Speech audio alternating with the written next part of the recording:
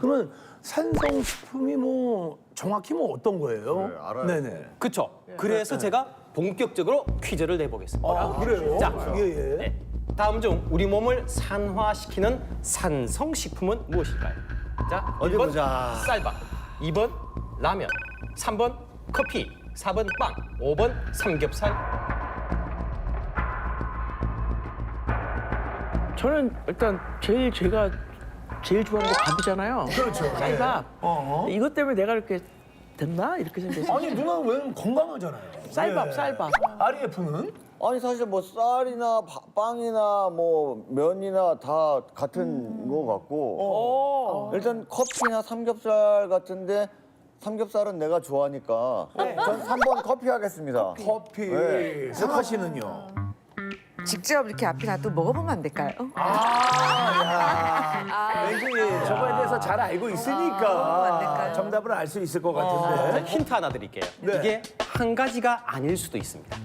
아니 힌트를 왜 이상한 씨한테만 줘요? 여러 가지요. 뭐가 산성이요? 네. 그러면 다 여기에 밥이 아닌가? 커피랑 삼겹살 할까? 정답이 뭐죠? 자, 정답은요. 바로 모두 답니다. 모두 답니다. 뭐야? 나도 그렇게 생각했다고요. 네, 이상하다. 그래서 나 너무 내가 좋아하는 것들이 다 묻어 5개가. 다 산성이라고요? 되게 많은 분들이 산성식품이라고 하면 새콤한 맛, 신맛이 나는 식품을 많이 이제 떠올리시잖아요. 맞아.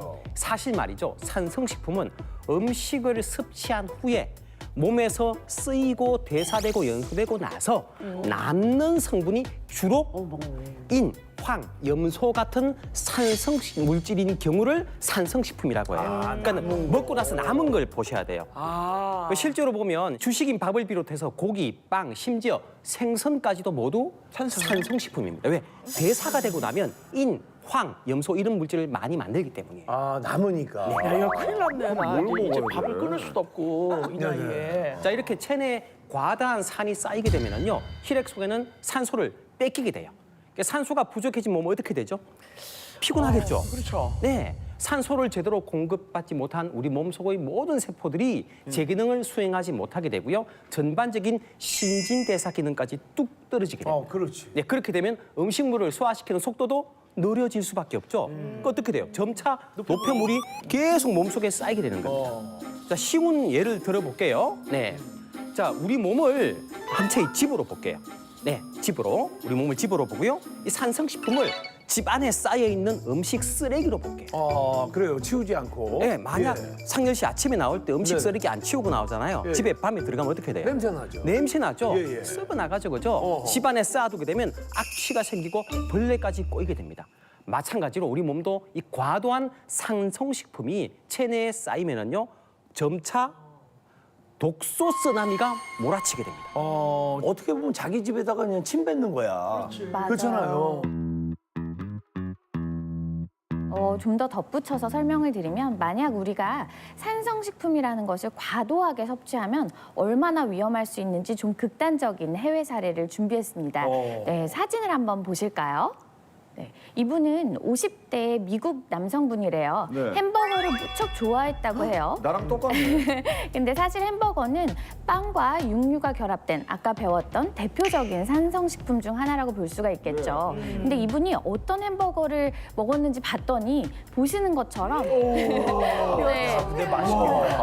어마무시하죠. 네, 고기 패티 4장, 어우, 그리고 치즈가 8장이 아주 겹겹이 쌓아 올려진 높이 25cm, 미쳤다.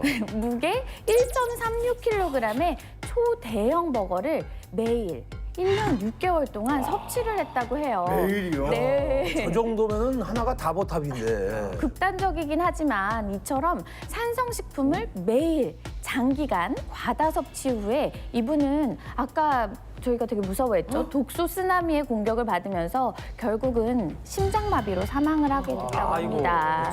네, 즉 지나친 산성식품 섭취로 인해 우리 몸이 산성화되는 것이 얼마나 위험한지 좀 체감할 수 있는 사례라고 볼 수가 있겠어요. 그런데 지금 독소하지만 상렬이는 개인적으로 야 이거 뭐 독약이야, 독 들어 있어.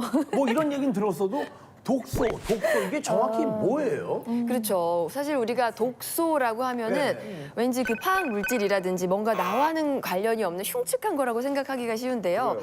그렇지가 않습니다. 이 독소는 쉽게 말해서 우리 몸의 이 신진대사를 방해하는 모든 것을 의미하거든요. 그런데 문제는 뭐냐면요. 이 독소가 지금 이 순간에도 우리가 먹고 마시고 숨쉬는 생활환경 전반에 어디서든지 발생을 할 수 있다는 거예요. 앞서서 살펴본 그 산성식품들 외에도요, 뭐 가공식품이라든지 우리가 아플 때 처방받는 항생제에도 그리고 화장품, 뭐 샴푸라든지 샤워 젤 등에서도 독소가 발생을 할 수가 있어요. 그러니까 우리 몸은 각종 이런 독소에 무방비하게 노출이 되어 있는 상태라고 볼 수가 있는 것이죠. 난 여름이라 그냥 땀이 많이 흘러가지고 이렇게 그냥 기력이 없고 여기저기 쑤시나 했더니 이게 다 독소 때문에 그러네. 맞아요. 지금 선생님 아주 중요한 얘기 해주셨는데요. 특히 여름철 되면은 다들 막 기력이 많이 떨어지시잖아요. 자, 그 이유가 바로 우리 몸을 산화시키는 여름철 독소 때문입니다. 앞서서 이 산성식품 섭취가 위험하다고 말씀을 드렸잖아요.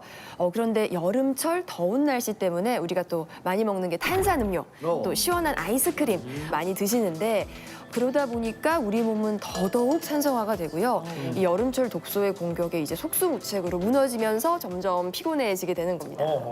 자, 확실히 무더운 여름철에는 독소들이 더 많이 쌓이는 느낌이 들거든요. 그래서 현재 여름철 독소 때문에 고통받고 있는 분의 사연을 만나볼까 합니다.